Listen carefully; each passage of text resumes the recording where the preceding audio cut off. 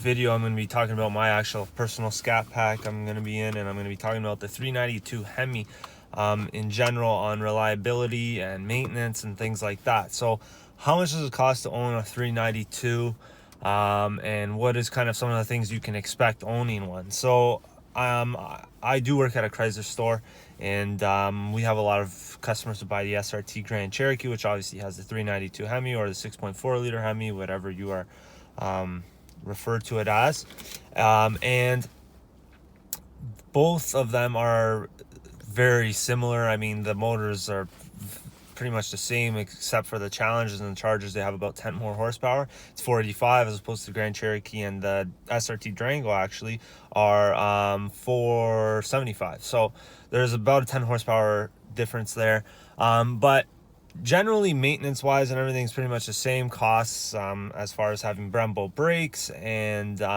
maintenance and everything like that. So I'm going to go over that quickly here. So my car is at about 56,000 kilometers, which is about 35,000 miles.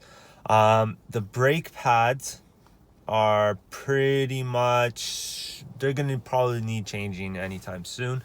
They're not exactly in crucial condition of being changed just yet, but I would recommend changing them at this point, which I am going to. Typically that's what I hear from a lot of people, is usually 34,000 miles to 35,000 miles is where guys are changing them. Some guys are even pushing them to 40,000 miles. How, I don't know. I mean, I guess if you're really soft on the brakes, I mean, I don't brake extremely crucially. I'm not always on the gas and then on the brakes. I'm not like that. I'm a kind of driver who leaves a lot of space and likes to coast a lot. That's just the kind of person that I am. But I mean, hey, you know, I'm sure there are people who brake even more gently than I do, or they're more on the highway, longer commutes. I don't know. But anyways, so yeah, usually about 34 to 35,000 kilometers or 35,000 miles you can expect to change your brakes, or 55,000 kilometers, I guess, would be the range as far as when you can change it. So that's the brakes. Now, cost wise, SRT Grand Cherokees and Durangos are a little more expensive, the brake pads, and the rotors typically, just because they're bigger. There's 6 pistons on the front, and the rears are a little bit different as well.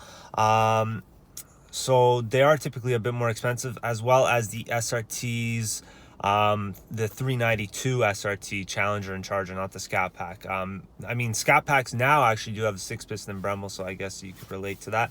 But cost wise, I mean, pads, all 4 sides for pads, so 8 pads, let's say, front and out, you're looking at about, I think I paid about, I want to say $600, $650 for pads, and those are the proper pads and everything.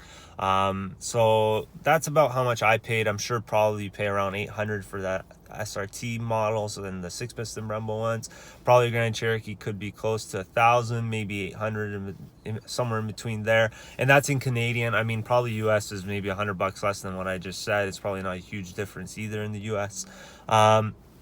So that's, I mean, as far as the brakes go and all of that and changing that and how that works. Gas wise, I did a video on gas mileage.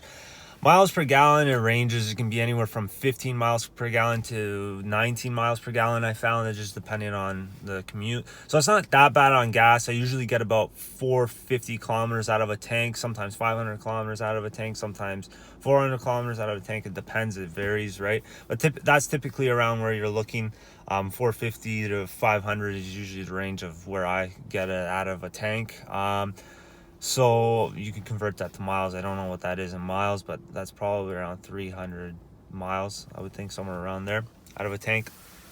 Now, as far as any problems with the actual 392 motor, zero.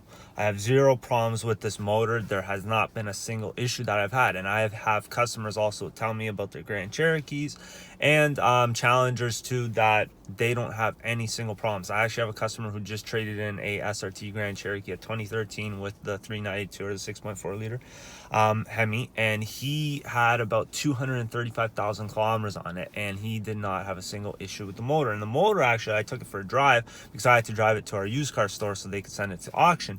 And when I drove it there, I actually got on it a little bit to see kind of what the durability of that motor was, and there was no knocking, there was no really lag or anything like that. The car felt just like it should have in 2013 when it was brand new. So I was pretty surprised by that. And I also drove even a older gen SRT Grand Cherokee with the 6.1. It had about 250,000 kilometers on it, and same thing, I hopped on it. It didn't really feel like there was anything that the motor was kind of more tired or anything like that. It didn't seem like it was tired. Motors weren't knocking really, and I know that Hemis are known for the valves knocking and things like that usually, and you hear like a ticking all of the time. They call it a Hemi knock. It's normal, but eventually it does get worse and more aggressive, and that's all due to, I'm pretty sure, just the way the heat and everything. I'm pretty sure it has a lot to do with the gas. A lot of people are talking about now is that the gas is a huge problem, but as well as none of these V8s are built like they used to be. There's no the push rods are completely different now, and unfortunately there's just a lot of differences now with the V8s, and I find they're not as durable as they were. The Hemi is pretty durable, as well as the LS motors are pretty good too. I'm not a huge fan of Ford's new V8s. They seem to have a little more problems than the Hemis and the LS motors do. But I mean, that's just my opinion on that subject. That's another subject for another time. But the Hemi in general, this 392, I'm very impressed with, as well as the 5.7. The 6.2 and the Hellcats, we do hear a little more problems with them, but I mean, that's usually, it's not really too much motor related. It's more supercharger related. I know there was a recall on the rad hose. I'm pretty sure there was a few different things, but as far as recalls for this 392, I mean, they've pretty much figured everything out. I think it's been out for like 7 years now. 7 years or 8 years, I can't remember exactly. I think it's 2011, so yeah, 8 years now coming into 2019. So the motor's been around for quite some time. Any of those little knickknacks that they needed to figure out, they figured it out by now. One problem that I had with this car, and that I know a lot of people have with the Challengers and Chargers, is the rear diff fluid. The rear diff fluid was actually the wrong rear diff fluid. So what ended up happening was apparently at the factory there was either it was I'm saying it's the wrong rear diff fluid, but it could be bad rear diff fluid, or it could have been wrong one. I can't remember which one it was. I think it was just the wrong rear diff fluid got put in for some reason. And what ended up happening was these guys here who I work with, we just put a SRT Grand Cherokee rear diff fluid in it, which is fine. I haven't had any problems. The sound went away. It makes like a little rubbing sound at low speeds. If you ever hear that, it's due to your rear diff fluid. Usually, sometimes if you let it go for long enough, you might have damaged the rear diff too, so you might need a new rear diff. That's possible too. These guys asked me if I wanted a new one. I said, let's just change the fluid for now. It's fine. If it stuck around, I probably would have went to new rear diff fluid. So now that's really the only problem I've had. The transmission, I'm so impressed with this transmission. I've driven every single SRT product with this transmission, and every time I drive an SRT product with this auto 8-speed, it is incredible. It shifts so hard, it bangs out gears, and I love the sound it makes with this exhaust setup that I have right now, the mid-muffler delete. When you shift from second to third, the sound it makes at about like 5,000 RPM, if you shift it a little early, it pops so nicely. It's really good, just the way it shifts so hard. And I know that when you put it in track mode in the Hellcats or the SRT Grand Cherokees, it's nuts. It really is. We put it in the trucks as well, and I have nothing bad to say about this transmission. If that's one thing that I can talk about, is this transmission is absolutely incredible. It's a ZF 8-speed transmission. If you were to ever even build, like, let's say an old Resto mod project, and you were debating on the Tramac or this transmission with a Hemi, I would go with this transmission. The Tramac is absolutely incredible too. I love it. I have nothing wrong with the Tramac either. I've driven Camaros and Mustangs with it too, and I've always been very impressed with it. So I love that tranny. But I mean, if you're racing, especially drag racing, this transmission is 100% the way to go. If you like it, I mean, if I'm going to be tracking the car around corners and stuff, I would want a manual. It's a little more fun. That's one thing you kind of miss out, is the fun of having a stick car. But I mean, if you are you want to have a fast car and be able to compete with a lot of these German cars now and all of that, you're definitely going to want to get the 8-speed, because it makes a huge difference with the response time and everything, because a human just can't shift as fast as this.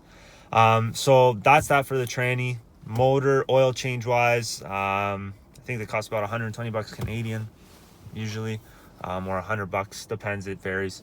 So yeah, that's usually what you're looking at for costs with that. So that's pretty much my video today on the 392 Hemi. Like I said, I haven't really had any problems really. The rear diff was the only one, and those are kind of maintenance costs and everything on the car. If you guys do have any other questions about the 392 Hemi in general, or my car in general, of problems or anything like that, please make sure to comment and subscribe to the channel, and I'll be back with more videos. Thanks, guys.